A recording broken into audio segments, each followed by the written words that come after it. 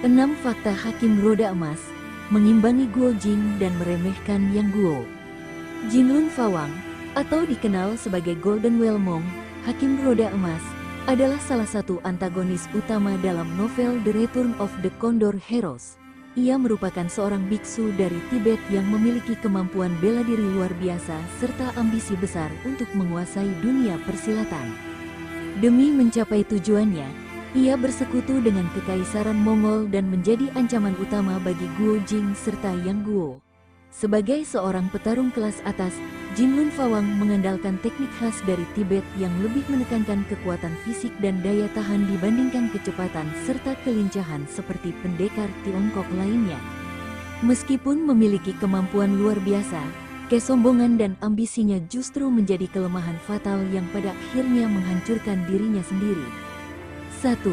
Seorang master kungfu dari Tibet, Jinlun Fawang bukan sekadar seorang biksu biasa, melainkan seorang grandmaster dari aliran Tantrayana yang menguasai seni bela diri tingkat tinggi. Ia berlatih selama bertahun-tahun di Tibet, mendalami ilmu tenaga dalam dan teknik pertarungan khas daerahnya. Bela diri yang ia kuasai berfokus pada serangan yang kuat, ketahanan fisik, serta penggunaan tenaga dalam yang dahsyat. Berbeda dengan pendekar Tiongkok yang sering menggunakan kecepatan dan kelincahan, teknik Jinlun Fawang lebih mengandalkan kekuatan fisik murni. Dalam pertarungan, ia mampu menghancurkan senjata lawan hanya dengan tenaga dalamnya dan memukul mundur musuh dengan satu serangan. Hal ini membuatnya menjadi salah satu pendekar paling tangguh dalam novel The Return of the Condor Heroes. 2. Julukan Raja Roda Emas dan senjata uniknya. Jinlun Fawang mendapatkan julukan Hakim Roda Emas karena menggunakan 5 roda logam sebagai senjata utamanya. Senjata ini terdiri dari 5 roda dengan ukuran berbeda, dari yang kecil seukuran piring hingga yang besar seukuran perisai. Setiap roda ini memiliki fungsi berbeda. Roda kecil dapat dilempar sebagai senjata jarak jauh seperti cakram. Roda sedang digunakan untuk menangkis serangan dan menyerang dari berbagai sudut. Roda besar berfungsi sebagai tameng sekaligus alat serangan yang dapat menghancurkan senjata lawan. Teknik menggunakan roda ini sangat kompleks dan membutuhkan tenaga dalam tinggi. Jinlun Fawang mampu melemparkan beberapa roda sekaligus dengan kecepatan luar biasa, menyerang lawan dari berbagai arah. Kemampuannya ini membuatnya sangat sulit dikalahkan dalam duel 1 lawan 1. 3. Utusan Kekaisaran Mongol yang berambisi besar.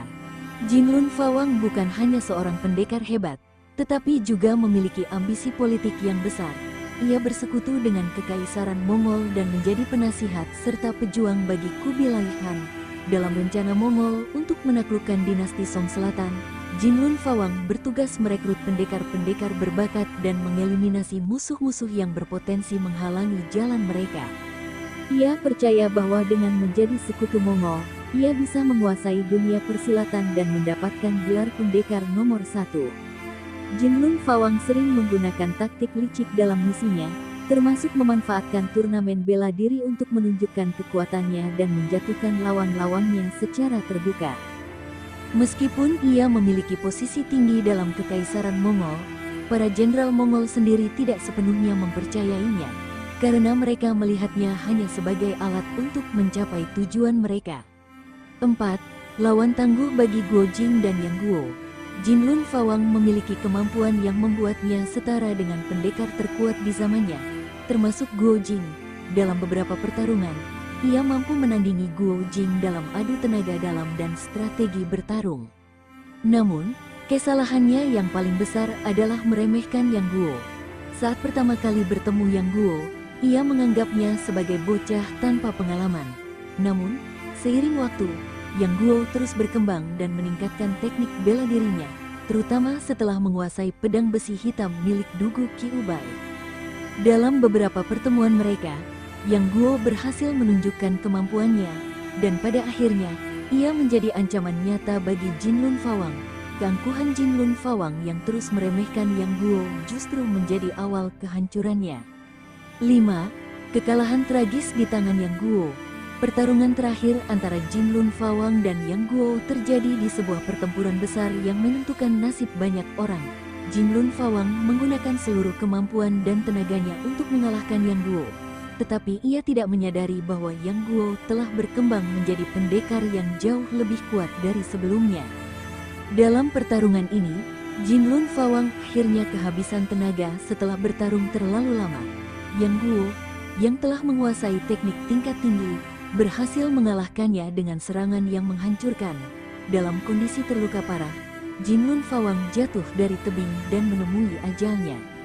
Kekalahannya menunjukkan bahwa meskipun seseorang memiliki kekuatan luar biasa, kesombongan dan ketidakmampuan untuk membaca situasi dapat membawa kehancuran. 6. Karakter yang angkuh dan tidak setia. Jin Lun Fawang memiliki sifat yang sangat angkuh dan tidak setia bahkan kepada murid-muridnya sendiri. Ia memiliki dua murid utama.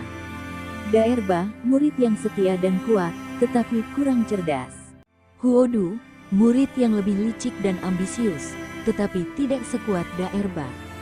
Alih-alih melatih mereka dengan baik, Jin Lun Fawang sering memanfaatkan mereka untuk kepentingan pribadinya. Saat dirinya berada dalam bahaya, ia bahkan tidak ragu mengorbankan mereka demi menyelamatkan dirinya sendiri. Karakter seperti ini membuatnya semakin tidak disukai di dunia persilatan. Tidak ada yang benar-benar menghormatinya, karena mereka tahu bahwa ia hanya peduli pada dirinya sendiri. Jin Lun Fawang adalah salah satu antagonis paling berkesan dalam dunia persilatan karya Jin Yong. Dengan kekuatan besar dan ambisi tinggi, ia hampir menjadi penguasa dunia bela diri, tetapi pada akhirnya dikalahkan oleh keangkuhannya sendiri. Kisahnya menjadi pengingat bahwa kekuatan saja tidak cukup untuk mencapai puncak. Tanpa kebijaksanaan dan sikap rendah hati, seseorang bisa jatuh bahkan ketika berada di puncak kejayaan. Itu fakta-fakta Hakim Roda Emas dari Return of the Condor Heroes. Gimana menurutmu? Sampaikan di kolom komentar.